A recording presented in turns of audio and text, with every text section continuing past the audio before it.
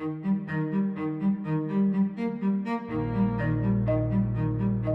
would think, I think intuitively, that energy would be the dominant way that humanity is impacting the planet. We've just seen how massive energy use translates into rising carbon dioxide and climate change.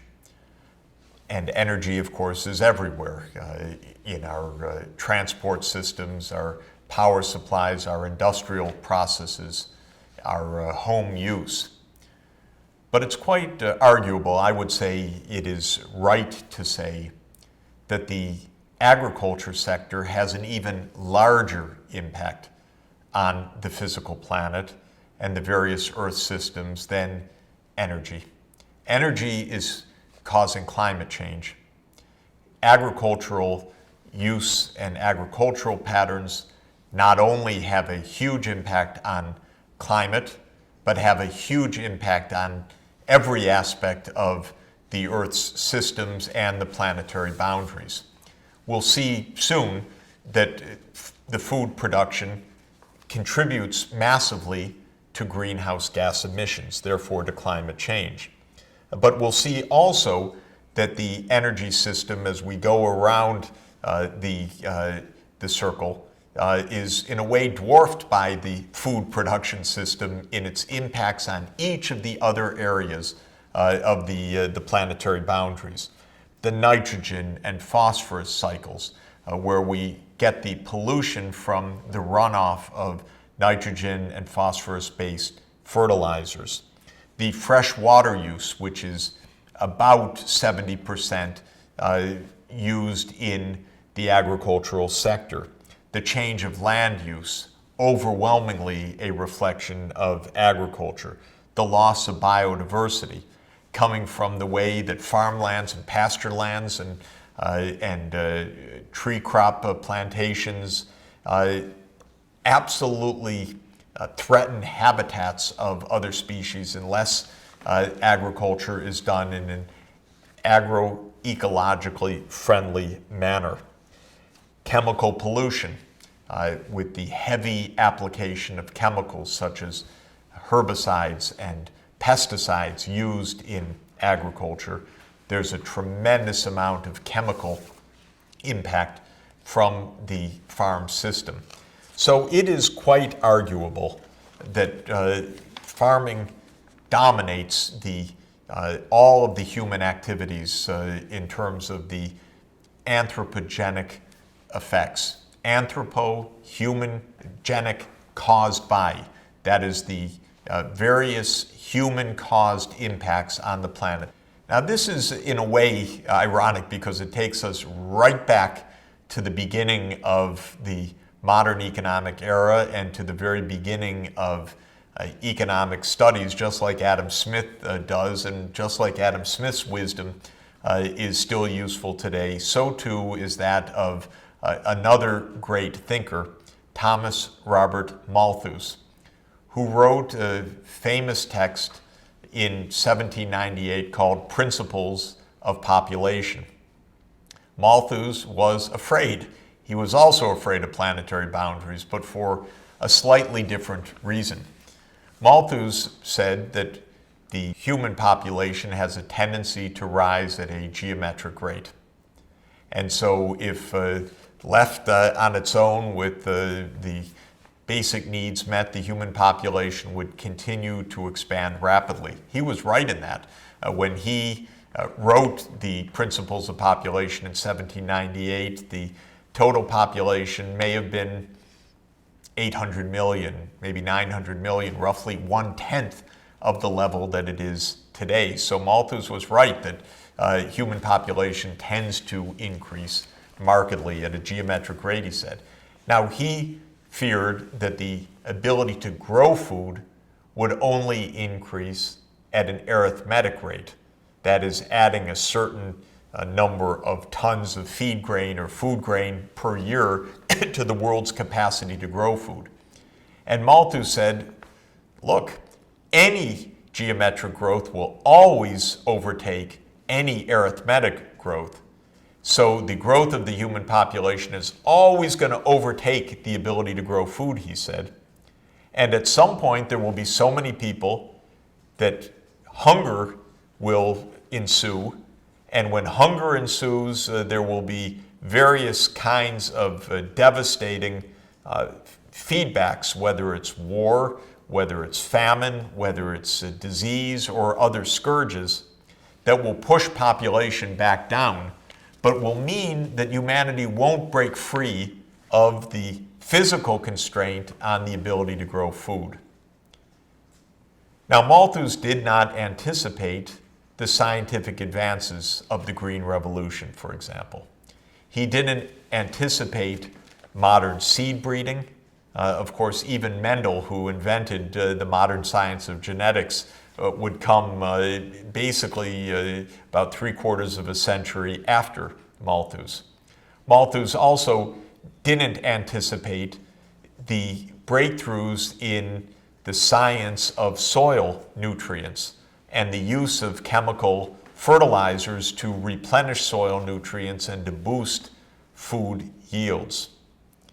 Nor did he anticipate at least the potential for the human population to stabilize by means of modern contraception and family planning and choices that households make. So Malthus couldn't see the full dynamic ahead, but he worried that the human population would outstrip the carrying capacity of the planet itself. For a long time, economists and others laughed at Malthus. They said, "You got it all wrong. You see, modern science allows us to grow enough food for a geometric rise of the population. We know how to add fertilizer. We know how to have high yield seed varieties." But you know, Malthus is a pretty clever guy, and he had a real insight. And we're not done with his story yet, because his warning rings true today. While it is the case that increases of food production technology in agronomy and food processing, storage, transport, and the like has made it possible to feed 7.2 billion people, though not all of them by any means fed well or nutritiously, it is also the case that the food production system is so destructive of the environment that Malthus is still there waving his finger saying, "Not so fast. You haven't proven that you can grow this amount of food sustainably. What's going to happen when the water runs out? What's going to happen when the nitrogen and phosphorus loadings become so large, and so forth?" So I would say we're not at the end of the Malthusian story yet. Sustainable development calls for a renovation, a reform, an upgrading of the technological systems to grow food. It calls for us to eat more wisely as well, eating the kinds of food products that don't threaten the natural environment. For example, not eating endangered fish species or endangered species of land mammals, unfortunately, some of which are in huge supply as delicacies, even to the point of illegal hunting and poaching and threatening the very survival of these species. So changing farm systems and changing human behavior in terms of our diet and use of agricultural products is possible. But in order to meet Malthus's challenge, we still have to prove that it's possible to grow food in a sustainable manner for all of the people properly nourished on the planet, and with the food system recognizing and respecting the planetary boundaries. Boy, are we far from this today. Let's think about some of the ways that the food system is impinging on the planetary boundaries. First, the food system is an enormous source of greenhouse gases. Of course, agriculture uses a lot of energy for planting, for harvesting, for storing, transforming, and transporting food and other agricultural commodities. There's a lot of energy stored in chemical fertilizers, because to make urea or other nitrogen-based fertilizers, one requires a lot of energy to create the chemical compounds in those fertilizers. But what's interesting and important for us to note is that agriculture emits greenhouse gases in other ways as well. Remember, the two other major greenhouse gases anthropogenically caused, that is caused by human beings, in addition to CO2, are methane and nitrous oxide. Now, methane, or CH4, is emitted in a variety of ways. It's emitted by anaerobic processes in flooded or paddy field rice, for example, where the metabolic processes of the bacteria release methane into the atmosphere. It's also released from the gut of ruminant livestock. When cows chew their cud and digest their food, they are also emitters of methane on a large scale.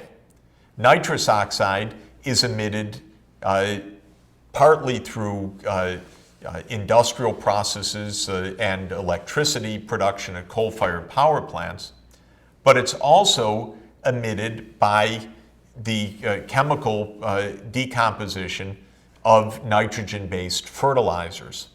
So fertilizers are a source of nitrous oxide in the air, but they're also a source of water pollution in the sea.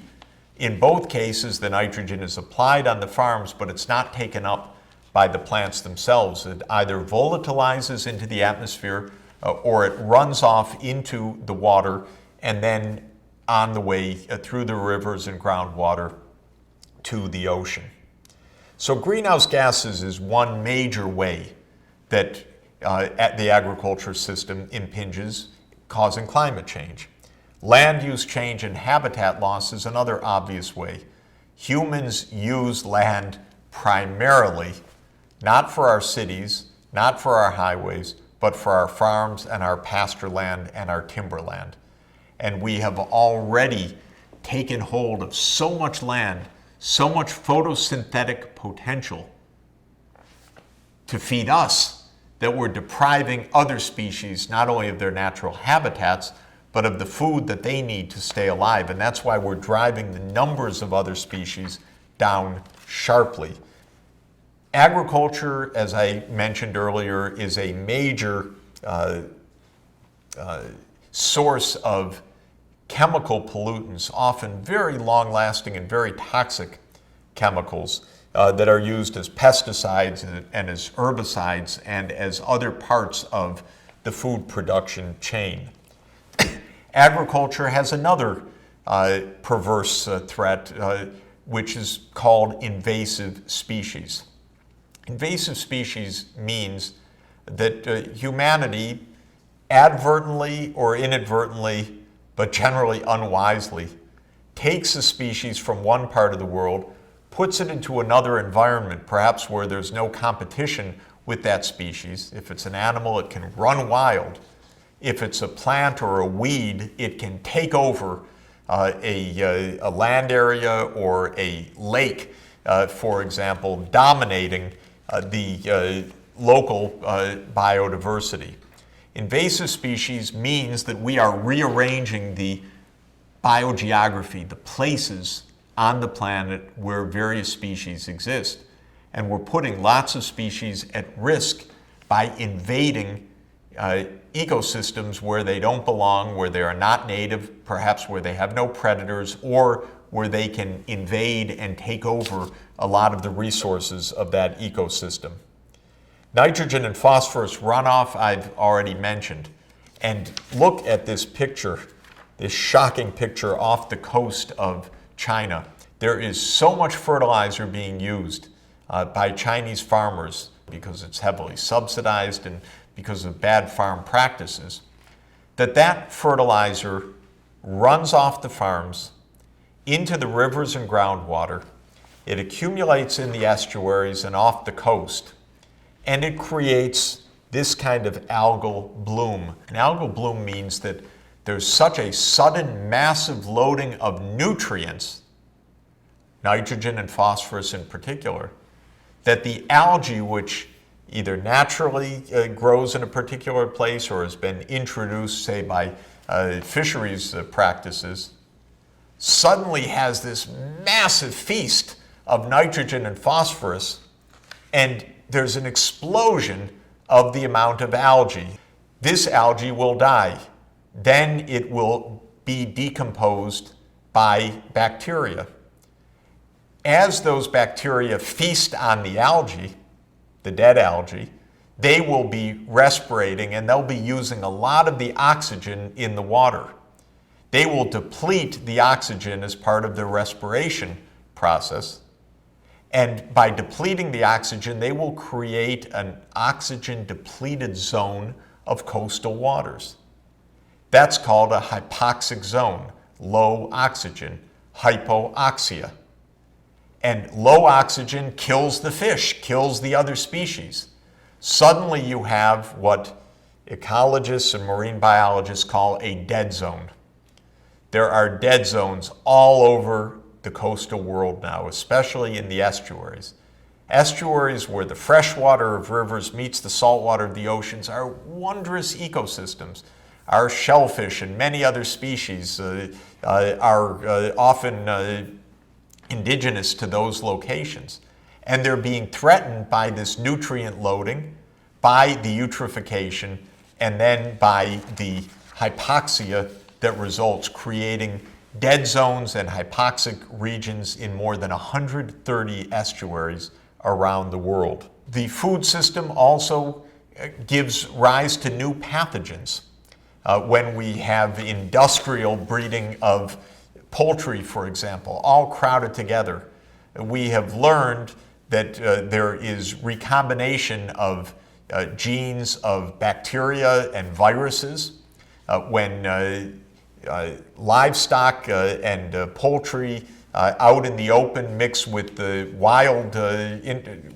wild species of geese and other species, you get further recombinations. And this has given rise to many emerging infectious diseases, some of which are very, very frightening, like SARS was and remains very, very frightening. And so we have new and emerging diseases coming from industrial agricultural practices. Of course, we have massive overharvesting, overhunting, overgrazing, abstraction and cutting down and logging of trees and forests. Most of the world's major fisheries have been massively overfished. In the northeast of the United States, where I live, there was a collapse of the cod fisheries because of the massive amount of fish that was being hauled up using modern technologies, trawlers and other high-tech ways to fish massive amounts of fish under the ocean. And of course, with all this food production, we are using up water supplies through groundwater depletion, through the diversion of rivers, which no longer make it all the way to the sea. And the growing water crisis is extraordinarily frightening. We see water scarcity as a major threat to well-being, to human health, to economic development in many, many parts of the world. Add in climate change on one side, overuse of water coming from agriculture, it's quite a dangerous brew. So just as we are going to need to find a new pathway for energy based on energy efficiency and low carbon energy supplies, we are going to need to find a new farm system, or I should say farm systems, because there are farm systems distinctive all over the world depending on the local climates, local cultures, local soils, local ecological conditions. But what is nearly common to all of the major regions is that our farm systems are not yet sustainable. We still have to prove Malthus wrong. We still have to take a tip from Malthus that the challenges of food supply are a major and continuing challenge facing humanity and a core part of any agenda of achieving sustainable development.